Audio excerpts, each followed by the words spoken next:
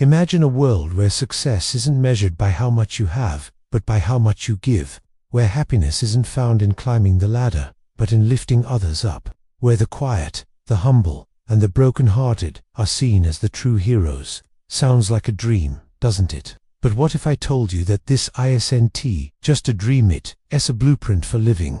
It's called the Beatitudes, and while they were spoken centuries ago, they hold a power that's just as relevant today as it was then. In a world that's loud, fast, and often harsh, the Beatitudes offer a different way of peace, purpose, and profound joy. Let's be honest, modern life can feel like a race to get ahead, to be noticed, to prove our worth. We're told that strength is in power, that success is in wealth, and that happiness is in having it all together.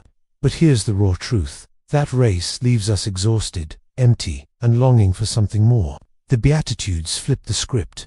They tell us that true strength is found in humility, that real success is in serving others, and that deep happiness comes not from having it all, but from giving it all. Take the first Beatitude, "Blessed are the poor in spirit." In a world that celebrates self-sufficiency, this feels counterintuitive. But here's the truth. Admitting we not enough docenty make us weak, it makes us human. It opens the door to grace, to connection, and to a love that fills the gaps we can't fill on our own. It's in our brokenness that we find wholeness, and in our emptiness that we find abundance. And there's "Blessed are the meek." Meekness isn't weakness. It's strength under control. It's choosing kindness over anger, patience over frustration, and peace over conflict. In a world that often rewards aggression, meekness feels like a radical act. But here's the thing. It's in those quiet moments of restraint that we find true power. It's in choosing to love when it's hard, to forgive when it hurts, and to stay calm when everything around us is chaos.